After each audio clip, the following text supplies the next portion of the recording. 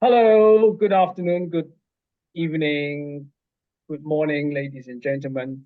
Welcome to the March meeting of the Hong Kong Study Circle and Hong Kong Philatelic Society, sponsored by the Federation of Inter-Asian Philately. As usual, as our monthly meeting, this is actually a show and tell meeting by members, and I have actually received quite a few Q&A items. But I think before I start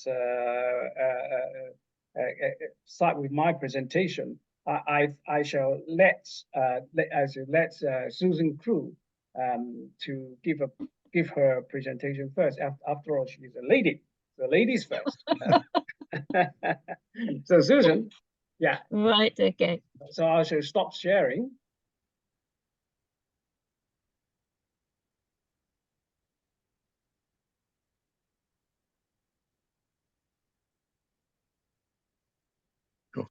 Oh, you go. A lucky find. Right. Hi, everyone. A lucky find, or there are still unrecognized bargains to be found. Last year, I was sent an auction catalogue from a stamp dealer. And very unusually, he had a little bit of postal history in it. Treaty port. I asked for a scan of one of his items. It was a postal stationery card. And this is what he sent me. The estimate was for a used Queen Victoria 1-cent postal stationery card. But as you can see, it's uprated, which makes it very nice indeed. It's got the 2 cents Queen Victoria on and the King Edward VII 1 cent on to make it up to 4 cents for the rate to Brussels. What makes this a very lucky find? Well, first of all, it's not posted in Hong Kong. It's posted in Hankow. So we've got the Hankow, a web type J cancel. What else makes it special? Well, it has on those 2 words, via Siberia, which must be unusual on a Victoria postal stationery card. What makes it really special is the date. December the 15th, 1903. Because that was only the 2nd month that this was in operation. The Trans-Siberian route was introduced by the British Post Office in the middle of November 1903 for mail from Hong Kong and the British Post Offices in China. The service ceased on the 7th of February 1904 because of the outbreak of the Russo-Japanese War. So the service was only in use for a bare 3 months. This is the back of the card, message written on the 14th of December 1903, and you can see that Shanghai, reaching there on the 18th of December. Oh, hang on, sorry, I've gone back. Yep. The card was sent downriver to Shanghai, where it was backstamped. Then it would have left Shanghai on the Argon on the 20th of December, bound for Downey. And from there it would have been sent on the China Eastern Railway to Harbin. Would then have been transferred onto the westbound Trans-Siberian Railway. It was stamped in Belgium, and the date appears to be January the 5th, 1904, having taken 18 days. Wow, that's quick. Which meant it was a great bargain. Not noticed by anyone else. Oh. Sorry, Richard. Richard's already seen it. No, he didn't bid against you, obviously. I think there was one bid, but it wasn't a serious one. No. There are bargains still behind. No, I know, but you see, the thing is, Yeah, congratulations, Susan. Yeah, you see, the date is crucial. The Yes. card is quite ordinary, and it's not very attractive. But I think the postal history is extremely interesting and quite rare. Yeah. Being mailed within the 3 months. Yeah. Well, congratulations. Yeah. That's a great example of knowledge, finding bargains. Exactly. Nice. Well done, Susan. Well done. Thank you. Yeah. So what's your question? You're going to ask us whether we got any. No, no questions this time. Oh, I Just thought it's a question and answer. managed to find You're some asking us cheap. whether we got a whole pile of them. You were all moaning at the beginning how much everything was going for. So this is to say occasionally you can get a bargain. Right? Okay, that's good. That's good. I can sell you a few if you like, Susan. It's all right. Same prices. Yeah, many years ago, Lee Scamp pointed out to me that if you find any 1903 via Siberia covers, grab them. And I was lucky also to get one. Also, interestingly enough, going to Belgium, Edward Postal Stationery card. But I don't have the date at the top of mind. But once you get a hint like that and you look around, like Susan did, that is a good find, and most people don't know why it's so good. I think for Hong Kong is actually it's not as common as Russian, because I do have a few, but they're all Russian from Russian post office. So the Hong Kong is really, I don't think I have one actually. I've been collecting for quite a few years, but I don't think I have one. But anyway, I remember I bought a really very terrible looking postcard, which happened to be on the first sailing from Hong Kong via Siberia. Yeah. I'm sure that Susan got that argon from your Zoom meeting. Yes. Do you know that Yep. before? No. You see, Richard. You see. Richard. See, you are giving premium information away. But that's the whole point. I mean, we got to share. I mean, otherwise, if we just do things by ourselves, the hobby will die. I'm a strong believer in sharing information. I'm sure. Yeah. Yes. Even if somebody's prices go up or down of their collection or whatever, still. Yes. Otherwise, it gets lost. Yeah. Exactly. Yeah. That's what's happened in the past. Yeah. Okay. Anyway. Right. Thank you, Susan. Can I ask? That service must have been resumed at some point, because I have a Hong Kong via Siberia postal stationery piece from 1910. Yeah. Oh yes. Yeah. Yes, it was resumed after the war. After the war. I think it resumed in 1905. Right. A bit later than that. Right. Yeah. Yeah, it was later. Is it 07 or something? Initially, is it? Yeah, the Russo-Japanese War. No, 07. 07? Sorry. Yeah. 07. Yeah, I think it's 07. I think it's 07. Yeah. I think initially in 07, it's they had not rebuilt the leg. It was Chinese Eastern Railway through up to Harbin was still messed up. In fact, they changed the gauge from Russian to Japanese. Yeah. So initially they went via Japan and Vladivostok.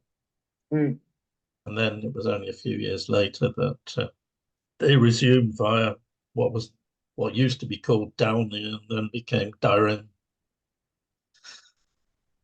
Right. Okay. So anybody else? Right. In that case, I shall share my screen. Okay. So Right. Okay.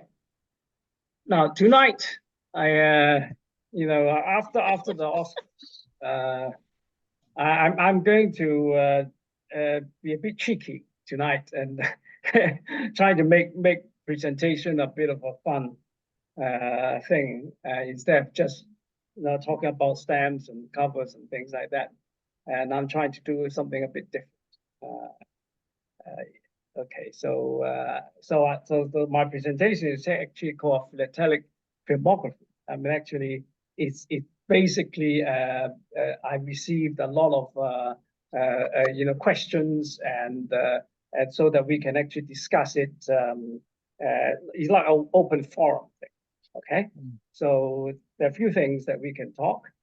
So Act One of it's called West Side Story. Okay, this is a story by JT. I think JT is around. Well, I think we all know who JT is. Anyway, so why is it called West Side Story? Okay, as you know, the West Side Story was is a famous film and a Broadway production in 1961, as well as a remake in 2021. Bernstein and Sondheim. Of course, the well-known names. Okay, West Side Story. Well, we're not going to talk about New York. West Side Story means Western Branch, the west side of Hong Kong. So, John actually sent me these very nice and enviable from his huge, massive collections, and this we have talked about the large WB and the small WB cancellation before. I think in the previous Zooms a while back, but this is a fourth cancellation supplied to the Western Branch. Please stop me if I made any mistakes, because obviously I'm talking on behalf of very knowledgeable collectors. Okay, so this is not really my cup of tea, but it used to be, but not anymore for many years. So anyhow, so if I made some mistakes, please just butt in. Okay. So web type D actually it's a 26mm single rings CDS and with indices of A to F except D, and that's on page 124 web. So the earliest recorded date is July 1907, and the latest recorded date is at the end of 1916. So actually, the usage spans between the KV, Edwardian period as well as the Georgian period. So the first item that I would like to point out is this this cover, 1908 cover to Germany, and then you can find the Western Branch cancel on the back. So and then furthermore, actually, it's actually going to Germany, of course. But as you can see, the actually Western Branch kind of more surfaced, like the China route. There's a lot of mail from for example, from Canton and elsewhere, and going into the Western Branch, which is our prior west, Sai Ying Pun area. So there were a lot of private ships actually docking there and then sending the mail to the Western Branch. So this one actually, the Western Branch actually, the mail, this letter was posted in the Western Branch office, and then it was sent to the Victoria, Hong Kong, to the GPO. And obviously from there they put on whatever mailboat. I haven't actually done any research whether this is a British or German mailboat, and then sent out. Actually, it's quite. There's also one interesting feature of the index letter. If you strongly believe the index letter is actually a time index. You see that the index C with the Western Branch is actually at 10 a.m. In Victoria. So index C, one would have thought A, B, and C. C would be kind of like a noon time, but obviously this is not the case. I mean, C is kind of maybe corresponding to maybe 9 a.m. or something like that. They work very hard.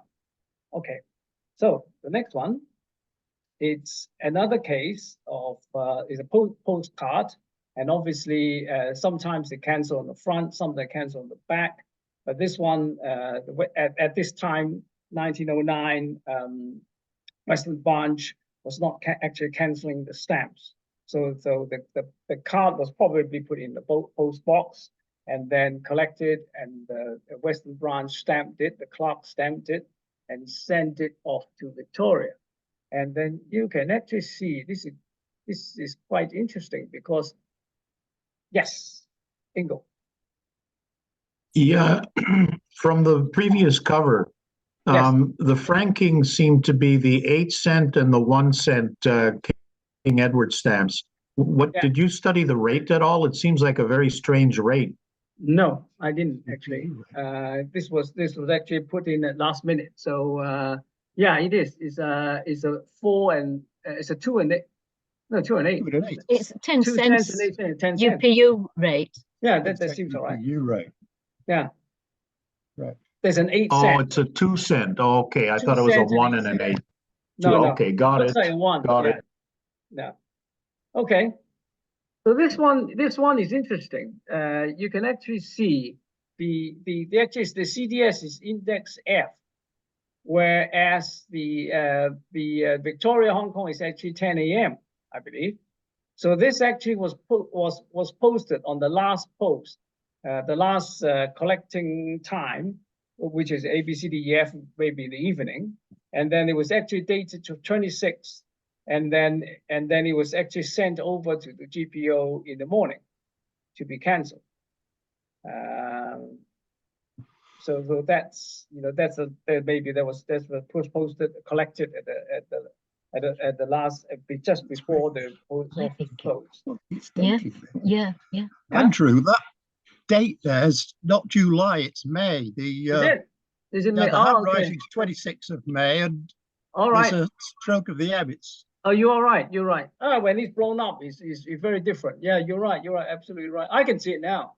Because when I actually first did it, I was on a small screen. Yes, it is indeed. It's a May. Yeah. Sorry. Yeah. You're right. Okay. Right. Absolutely right. Okay. Okay. So the next one is the same. I actually didn't correct this. It was like yeah. I corrected the bottom half. It's a typo. Anyway, just ignore that. Okay. Yeah. And this is actually index C. Okay, posted at Western Branch again, and then sent to GPO to put on the big ship. So maybe to USA, probably put on the transatlantic, trans-Pacific steamer. And then actually there's 12th January, and then the C probably means maybe in the morning, maybe 10 o'clock or something like that, and then to the GPO at noon. Okay, so the next one, I got it right. This one, May the 20th, 1911. Okay. And then this is not actually, no, this is actually to Canton, by the way. Sorry. With the index F, because or E or F or something like that. Yeah, I can't see, but it's not too clear. And then we sent from Western Branch to Canton, and it did not pass through the GPO and went on a local ship to Canton.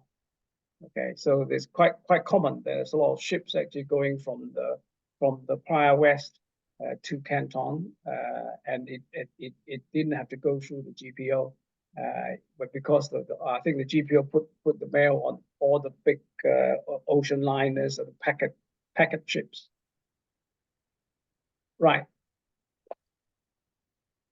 So okay, So this is again, ignore the date. So this is actually another letter, to Canton. But now they actually the date of this is actually what 1913. It's actually canceling the stamp now instead of sending it to GPO, because he's going to Canton. So he probably canceled it, mailed it at Western Branch, and then put on a ship from there. And it's actually going to Charmin. Charmin it's where all the foreign embassies and the communities live in Canton. Right. So this is an interesting cover, sent to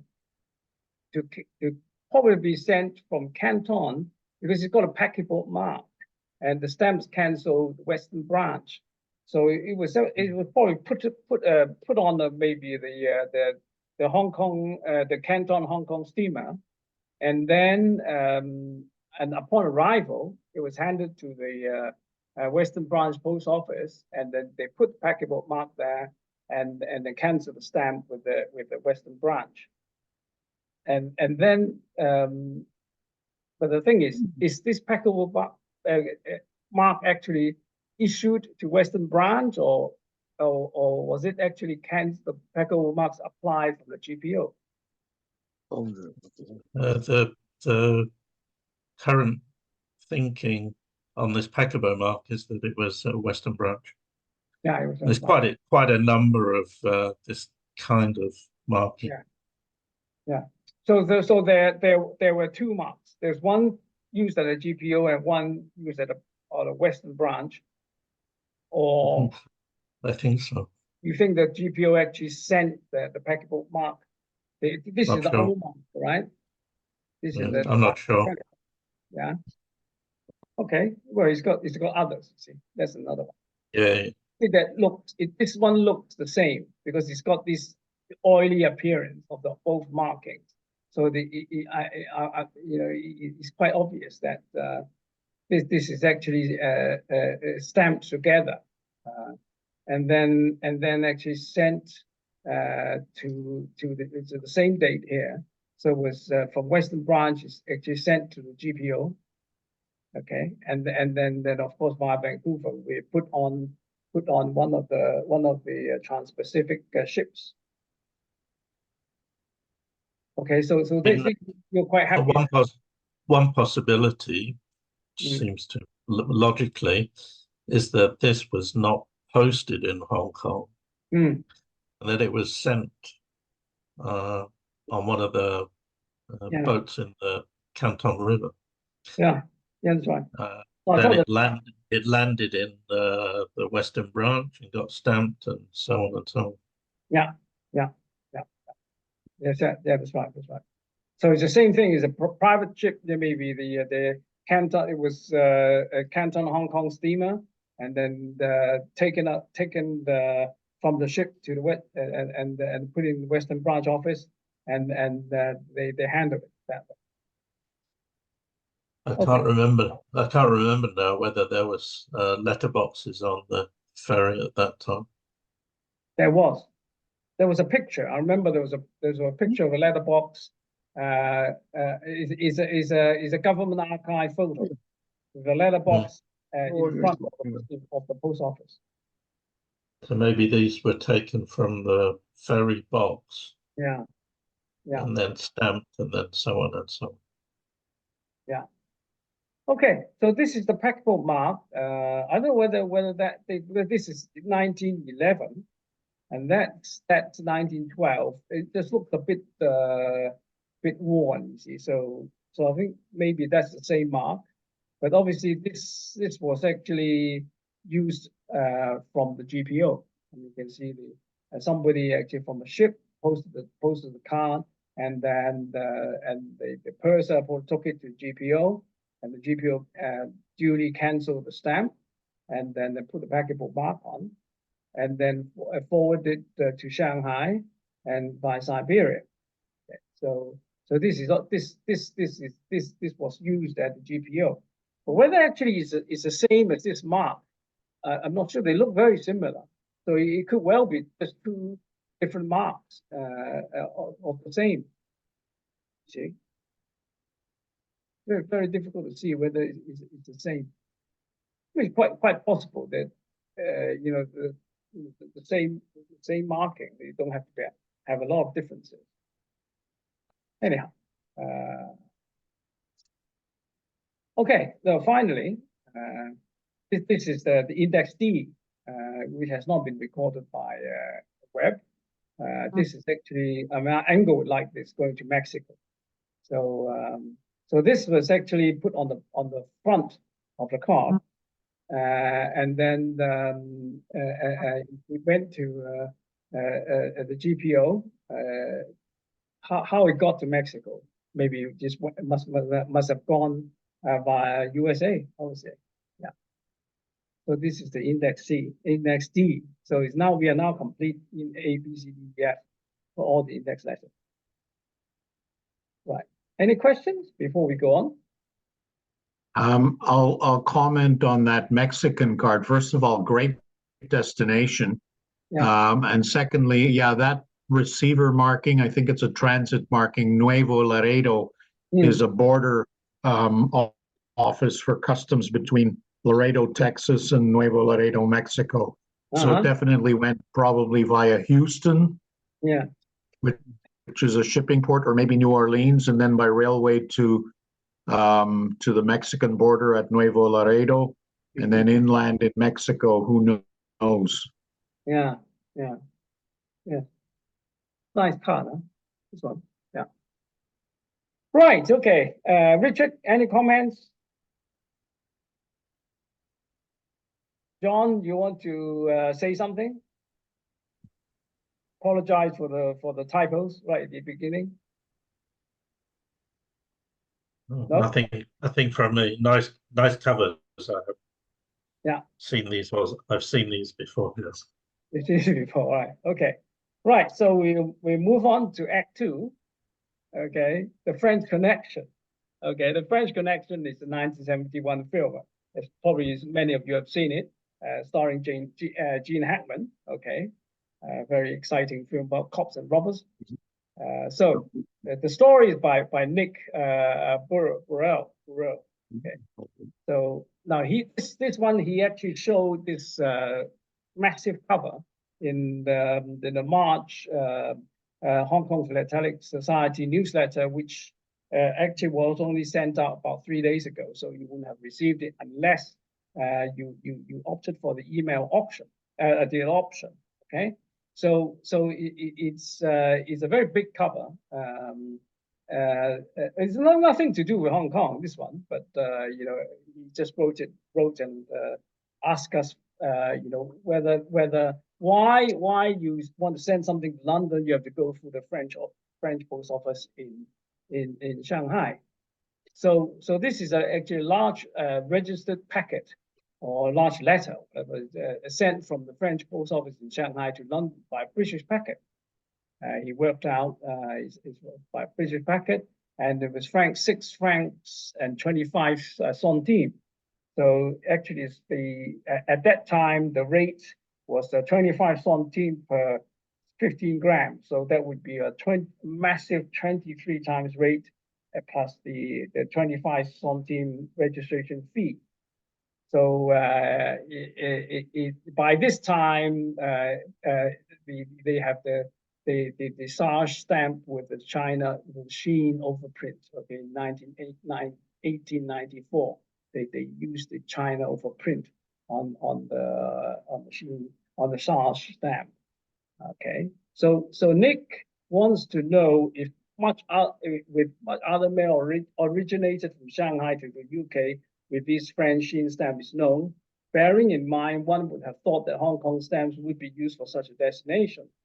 Well, the use of Hong Kong stamps meaning that somebody in Shanghai, if he wants to send something to London, would have taken the letter to the British post office rather than the French post office. Well, admittedly, actually, is quite. If you look at the French post office, I'm sure Philippe will probably tell you as well that I think most of the mail from the French post office would have been to France and the French colonies. In fact, most of it would be to France. I would say, I would say majority that would be going to France and by French packet. And it is quite unusual to actually something that went to the French office and it went by British mail.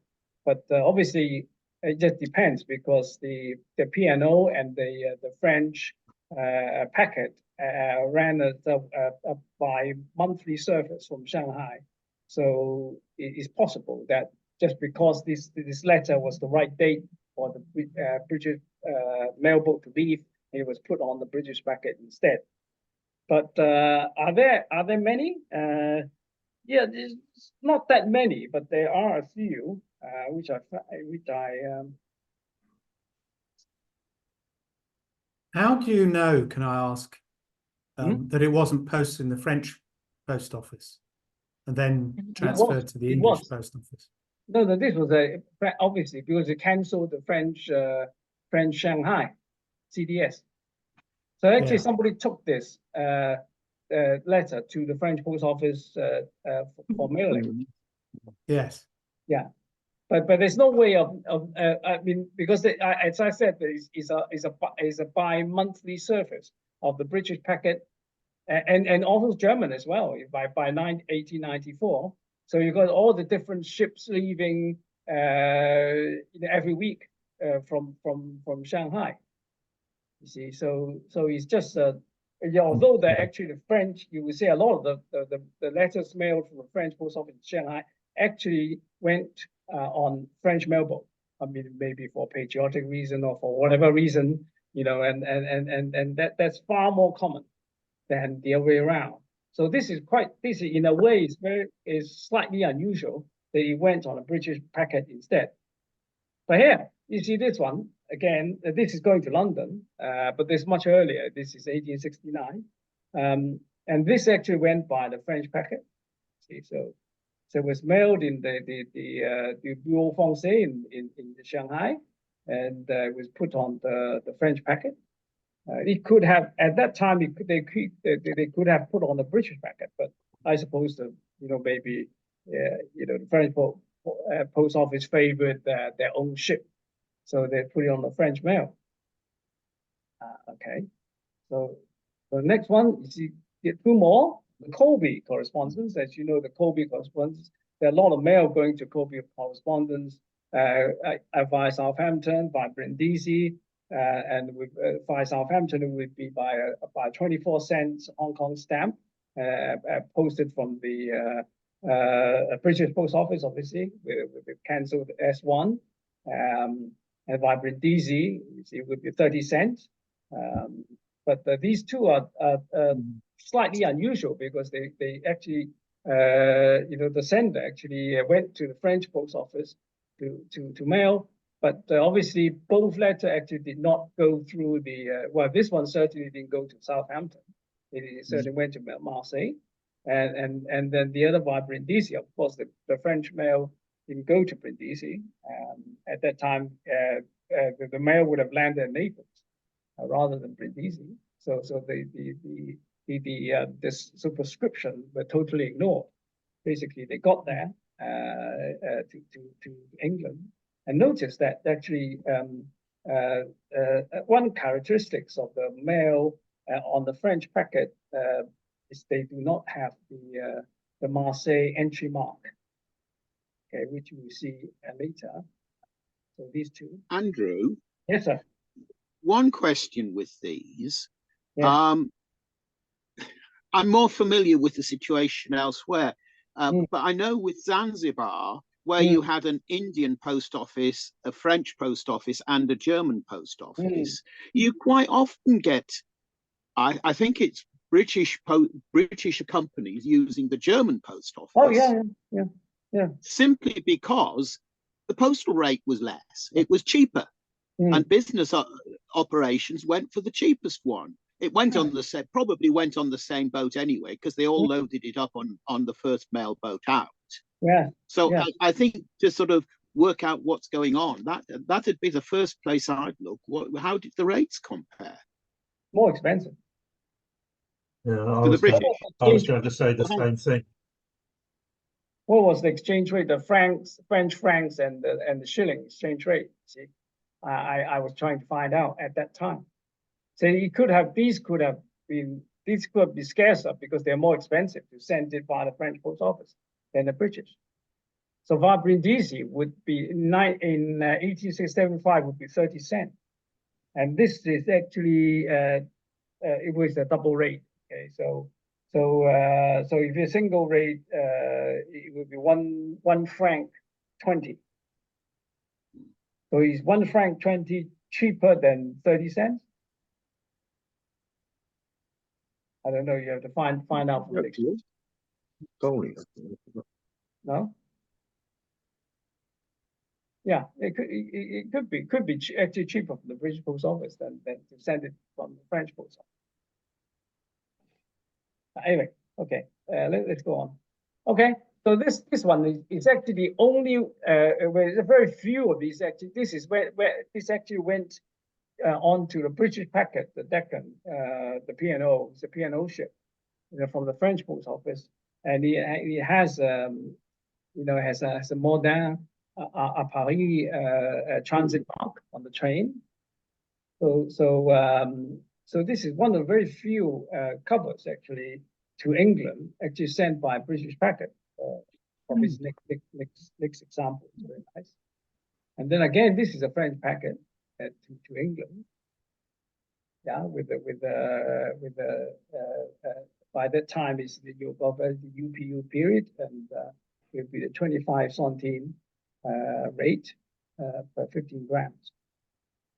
Okay, so there are a few, not many, but I think most of the letters you would have found is it's actually going to France from the French post office. Okay, so yeah, so this is the period where Nick was talking about with the machine overprint is in 1901. Very strange item, because I thought that it could be printed matter rate, because the 5 centime is actually the printed matter rate, but actually it's actually stuck. The back flap was the flap is stuck quite far, quite well stuck to the back. So I'm pretty sure this is it's an underpaid letter, as the Chinese actually put a T. This is a Chinese T, but actually the French didn't do anything about it. Maybe they thought that I don't know. This is a printed matter rate, something. So it's actually this, but this actually went to the French mail. Okay, so there you go. So now we go to Act 3, okay, on Her Majesty's Secret Service. As you probably know that this is a Bond film made in 1969, starring the George Lazenby, okay, so as Bond. So what's that got to do with it? This has got to do with this this piece actually by Chris Norton. Actually, Chris Norton is actually listening. So he sent us this piece.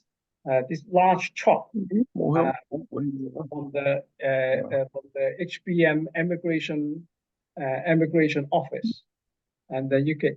But unfortunately, the Chinese characters are not so clear right at the bottom, and you can actually see the royal cipher, and also not so clear right there. So you've got the royal cipher here.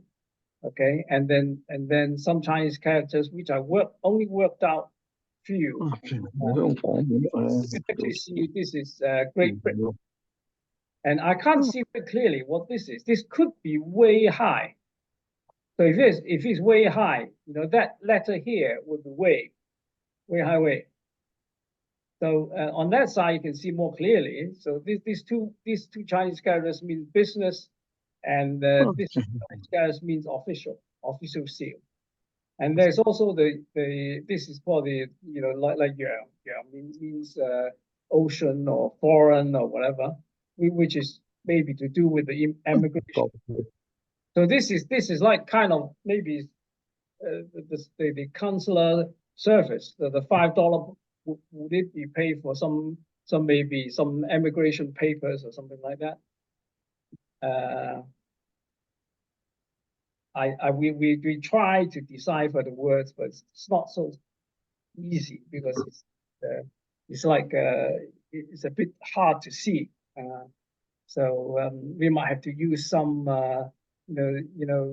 Simon would use computer technology, try to enhance the writing, see what's actually those missing letters.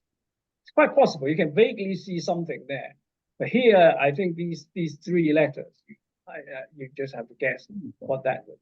So presumably this is the only piece from Chris' collection. So maybe if you got something like that, you could enlighten us. Any idea? Maybe this is maybe a page of a visa or something from the immigration visa. What kind of year would that be? What vintage would that be? Victoria, 1900 something.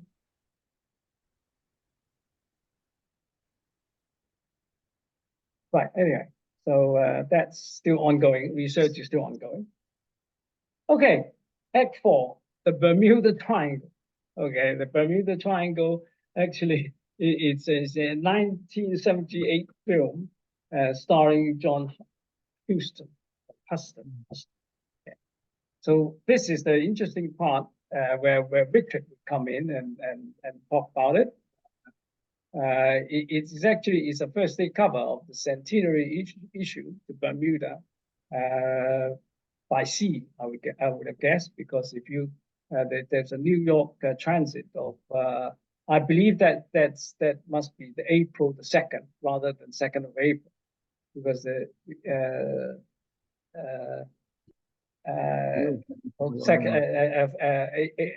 yeah. So this must went by sea to Bermuda with a red pass by censor 122 standing with the registration label on the back. Richard, would you like to comment on that? This is the Royal Artillery. Yeah. Southampton. Yeah. Yeah. It's from Captain W.E. Martin. Mm-hmm. He was obviously an officer in the Royal Artillery. Mm-hmm. And there are a number of these covers from him. Mm-hmm. Mm-hmm. Is that you can tell, I think, I'm not 100% sure, but there's about 9 or 10. Yeah. 9 or 10 covers based on the registration numbers on the ones we know. And this one is to Bermuda, and also I think his wife was in America. So she got some of these as well. So this is surface mail, am I right? Sorry? This is surface mail by sea, right? Looks like it, yeah. So how would that go? The Bermuda. It would have gone by sea to America. Yeah. Then across to New York. Yeah. And then from there to Bermuda. To Bermuda. Yeah. Long way. Yep. All right. Okay. So there you go. So have you found it? Have you found a scan? You were asking. Yeah. Oh, you found it? Yeah. Oh, you actually found a scan. Okay. Yes. Because I looked for it on the internet. I found it. I thought that you might not. All right, good. Okay. The wine appreciation group came to my rescue. Maybe one of them bought it. I don't know. Anyway, not me, certainly. Okay. All right. Okay. No more. Okay. Now we come to the Act 5, which is eraser. So what's an eraser actually?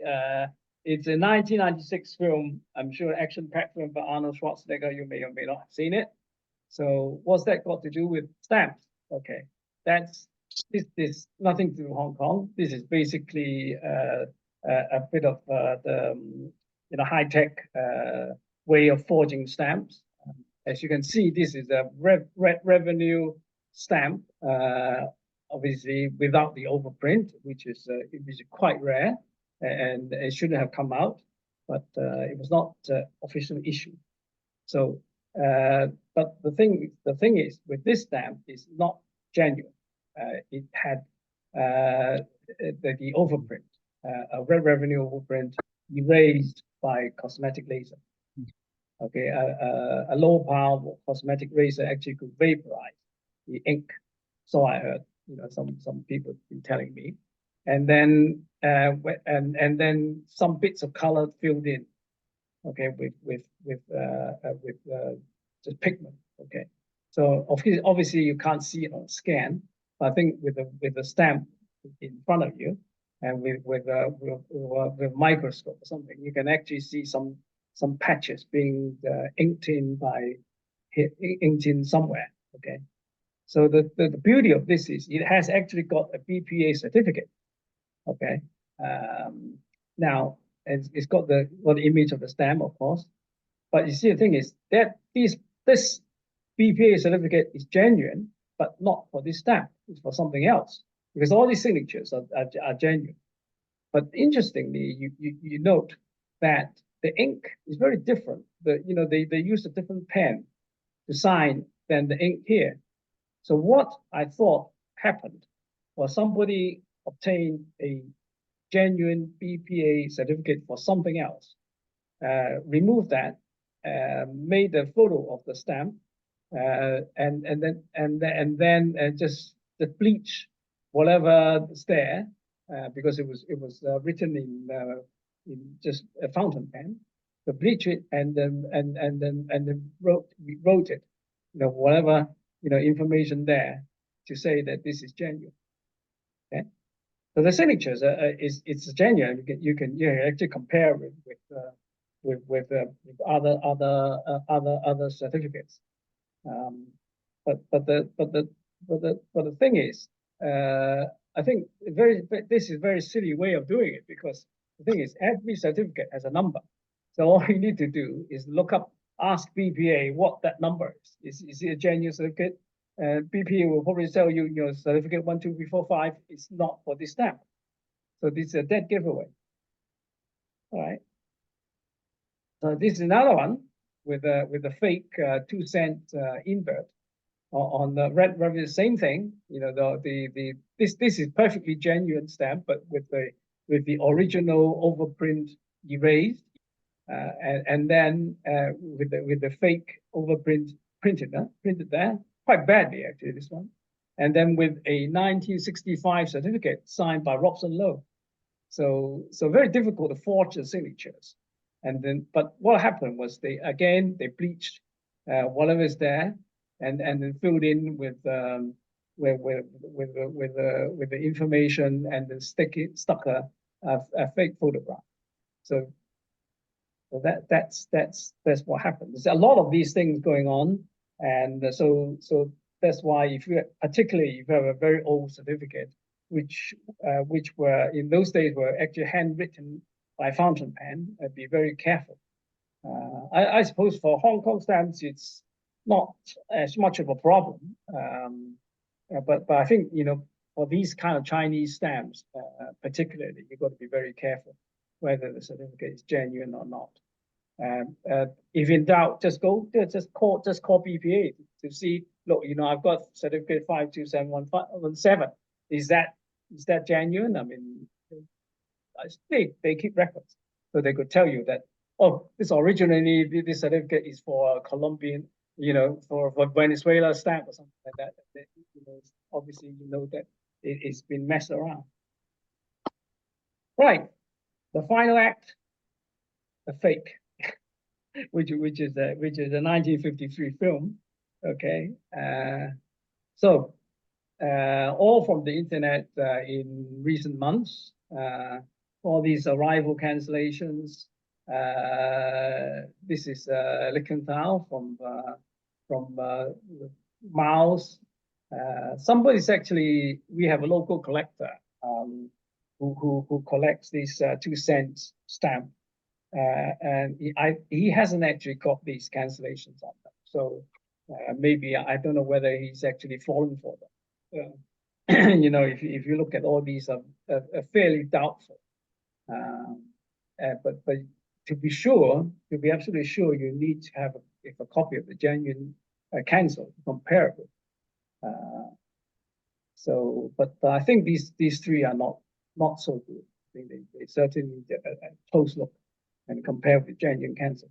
This is a very interesting forgery with the fiscal cancel, very light, removed. But you see, the thing is, I don't know how they did it because you know, usually this is a double fugitive ink, the $10 gray green, and even with a droplet of water would completely destroy the inking. But somehow they managed to almost erase the fiscal cancellation. You could barely see it. If you got a poor eyesight, you certainly would have thought that this is a genuine, you know, is unused stamp under bad light. But fortunately, you know, when it was listed on the internet in high resolution, you can see it very clearly. But maybe in a dealer's stock book, you probably not. Okay, this one is again something's been done to the stamp, and they put a fake cancellation. I don't know. Yeah. So I think that the 12 could have been genuine. Not sure, but there's something really funny going on. The stamp's kind of faded. Okay, now this one, Vienna, arrival cancellation. What? Or arrival cancel. This is actually part of the cover with the Vienna the hand stamp. And look how different the ink is. I mean, you know, this is quite likely it's not genuine. Quite likely. You can see that the two is quite different. So again, it's on a 2-cent. So obviously, they're you know, our buyer would be. I don't know whether he bought it or not. I don't know. It was sold, not for a large amount of money, but still, I think this is a big doubt. Okay, now wonderful wing margin inverted 10-cent on 16. The 16 cents. It's probably genuine, but I'm pretty sure that this is no good. I mean, it's just a used, fine used 16 cent with a software nose B62 cancel, and then the forger actually applied it on top. I mean, actually, it looks it's not so good here. I mean, especially with this scanner, you can actually make it stands out like this, and it doesn't look very natural. Yeah, and it could, I don't know what it could have been, a laser print. I don't know. Maybe you need to see the real thing to find out. It's amazing. Another one, you know, with the stamps, of course, it's genuine, but you know, it's not in a very good condition. Probably got no gum and not worth a lot of money. And some people put a fake inverted 5-cent on it. Ah, this is amazing. This is the one of the most valuable double overprint of Hong Kong with the double overprint 10-cent. But actually, the doubling is quite close and not as far as this. So whatever the double actually is actually fake. The stamp could be genuine, or in fact not. I mean, in fact, both of them could be fake. So not comfortable at all with it. And then this is a double 3 cents. And of course, you can actually see the old ink actually seeping through right through the stamp. You can see. So this is a very ominous, a very ominous sign that this is actually is fake. Okay.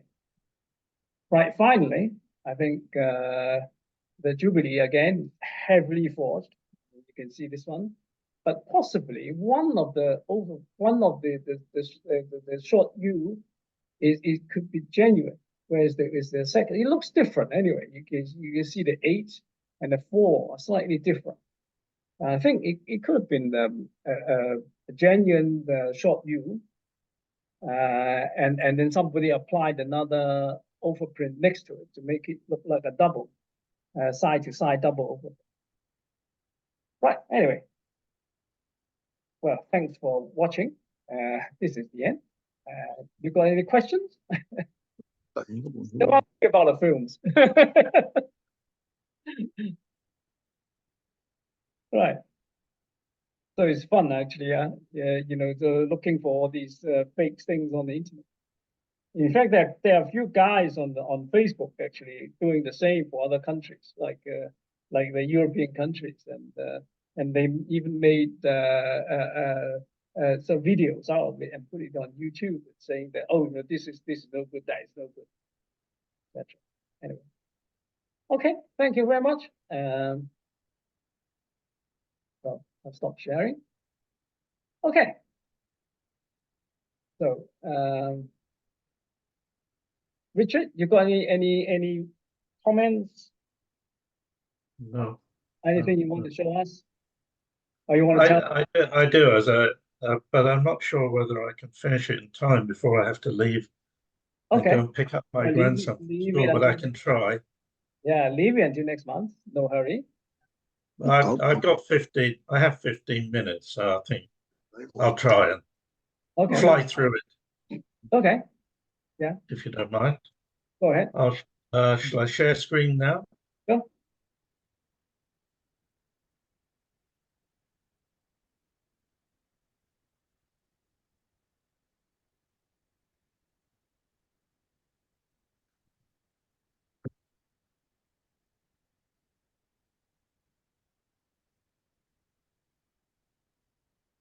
Okay. Can you see that?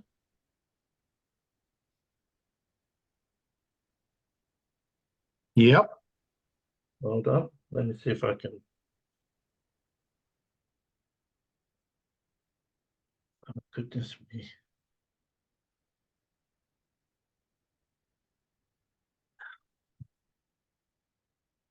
Oh.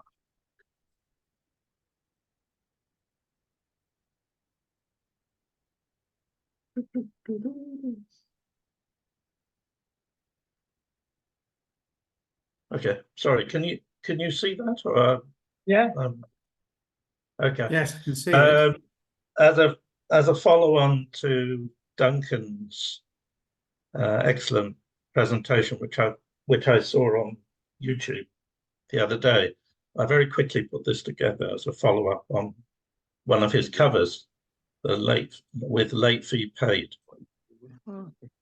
This is Duncan's cover, which is the earliest recorded date of 12th of August 1933, with this late fee paid hand stamp. And he explained this cover perfectly before, so it doesn't need me.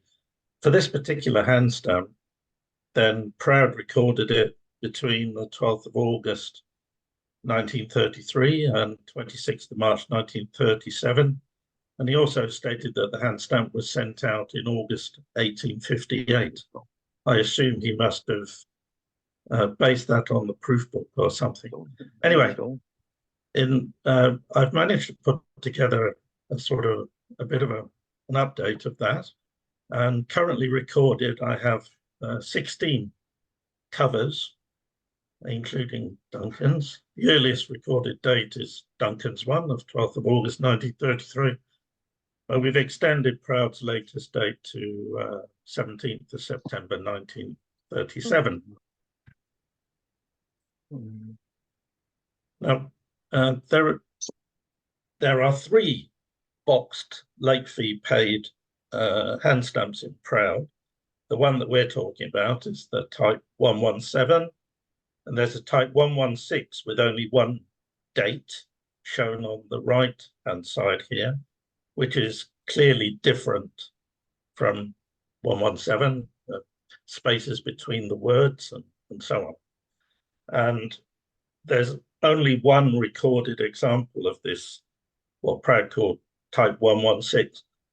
And that's very dangerous to say that this is a post office hand stamp, because if there's only one from one source, it could be that it's a private hand stamp.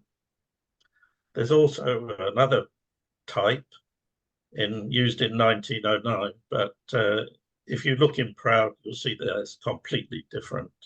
So this late fee paid, the Proud type 117, was only used on Airmail, nothing else, as far as I'm aware. So if we look at what Airmails were going on, sorry, I jumped ahead. A little bit of background. Very annoyingly, I cannot put my hands on any post office guides from the 30s and 40s, but I do know from information provided by the Hong Kong Postmaster General in the 1960s that the 1939 Post Office Guide said that unregistered packets of letters could be accepted after the advertised time of closing of the airmails if the mail had not actually closed, which is pretty obvious, and the bag's sealed, and provided such packets were handed over the counter so they couldn't be placed in the airmail box, and prepaid with a 10-cent fee. So there's 2 notes associated with this. All the 16 known examples are unregistered. They're all posted at the GPO. That makes sense because, generally speaking, the Kowloon Post Office closed earlier than the GPO. So what's the point of putting a late fee on a Kowloon Post Office item? May as well just get on the staff area. 15 minutes later, you can post it at the GPO. Second point, I think we can, based on the covers, it would be reasonable to assume that this late fee regime for airmail started when Hong Kong started sending airmails by ship to Singapore for initially KLM and Air Orient and later for Imperial Airways, and it continued until at least 1939, so a very lengthy period. So during that period, we had various different types of service going on. KLM to Singapore by ship, and then connecting to the KLM service through to Amsterdam, or started first, now closed in 16th of June 33, and we have examples of that. For the Air Orient service, they went by steamer to Saigon for connection with their service to Paris. And that started on the 2nd of August 1933. And I'm not aware of any examples by this route. Thus the green and the red, if you're looking at the screen in advance.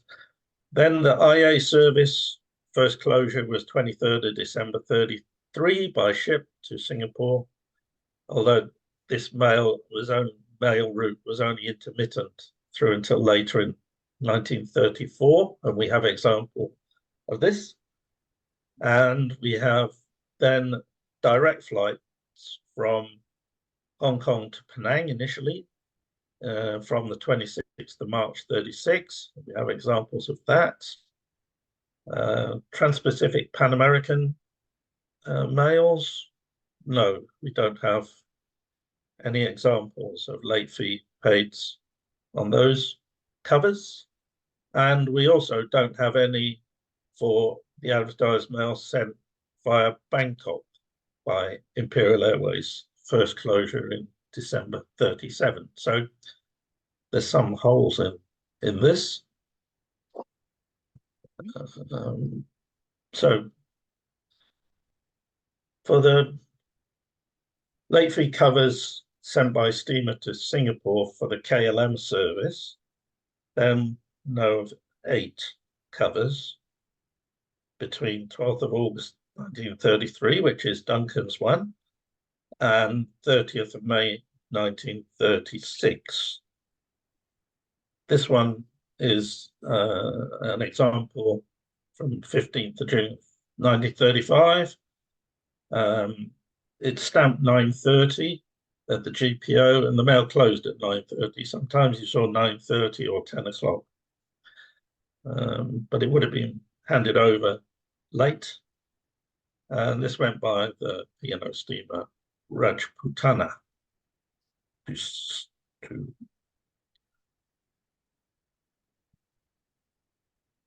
this one is another one. And this is the latest date, but quite interestingly, we have 2 covers going on the same mail. This one, $1.20 standard rate, and the 10-cent late fee. And this one is 9:30 with a 9:30. And both of these covers went on the Chitral to Singapore. The other one is this one to Scotland. Same thing, 9:30, 9:30.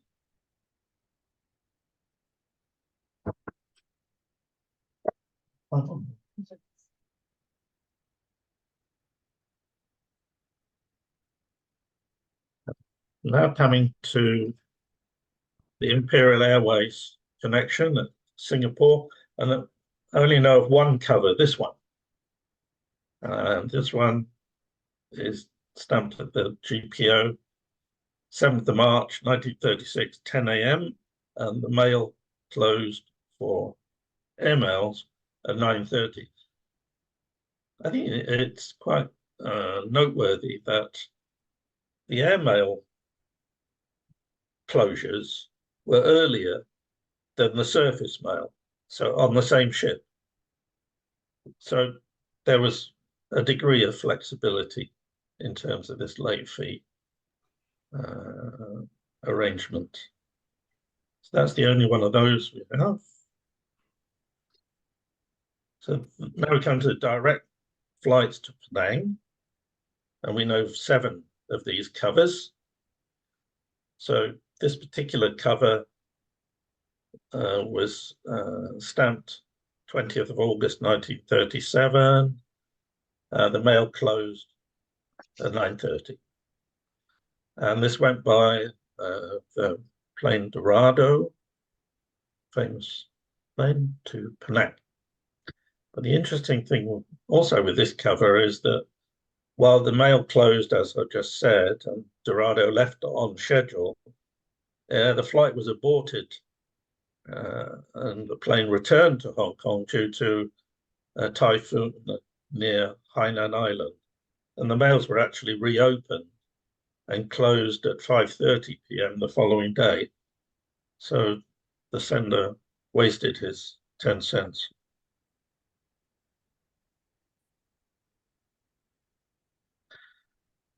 Finally, another one from this direct route to Penang and onwards. And this is the latest recording date of 17th of September 37. And again, stamped at 10 a.m.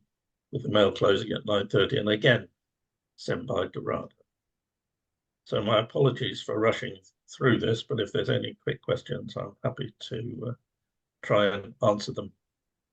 Richard, we do have a 1939 post office guide, and that says quite specifically, the late fee service does not apply to postal packets intended for dispatch by airmail. So at some stage between 37 and 39, they stopped accepting late fee airmail. You have a 1939 one? Post office guide. Yeah. And that says by that date, there was no late fee service by airmail.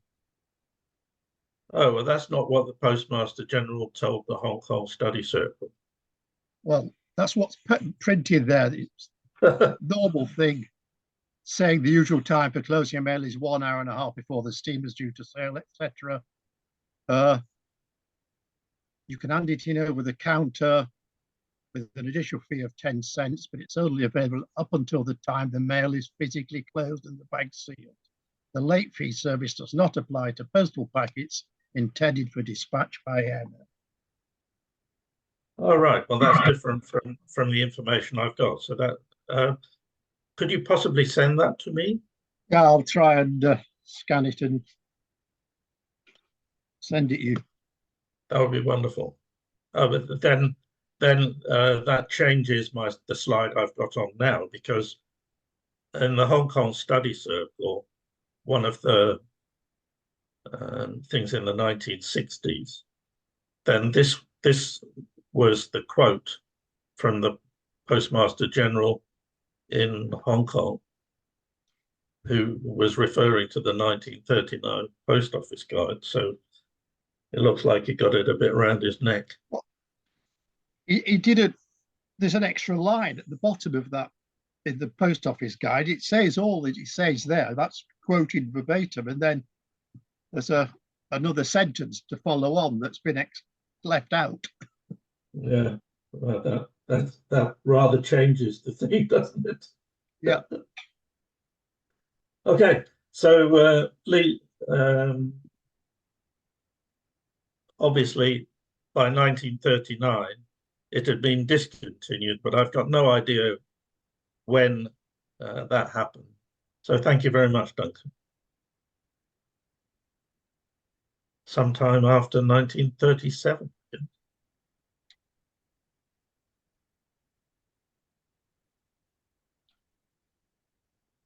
Because this is the last example we have, which is 17th of September 37. Anyway, my apologies, I have to run. Bye. Thank you very much. Yeah. Thank you very much for your presentation. Bye. Sorry. Bye. Right. That's okay. Yeah. Right. Anyway, I think we come to the end with our meeting. If anybody got anything to say or to present, please do. Okay. If not, then I wish you a very pleasant morning or evening or afternoon, and I'll see you next time in April. I think shortly, maybe mid-April. I haven't fixed the date yet. Oh, PC, have you got anything to say? Nothing this time. I enjoyed your topic. No, you missed our first bit. It was Yeah. about the session of the Hong Kong Study Circle. Oh, I see. Yeah. No, we haven't actually forced it upon you. No. I see. It's better. Yeah.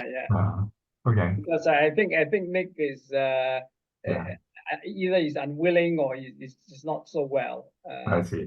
Yeah. So let's see what happens anyway. Yeah. Because I mean, he still hasn't produced the 408 yet. So I see. Yeah. Hope he will get well soon. Yeah. Yeah. I hope so too. Yeah, I hope so too. Anyway, okay. Thank you very much, and have a nice Easter, and we'll see you after that. Thank you. Bye-bye. Bye-bye. Bye-bye. Bye. Bye. Bye.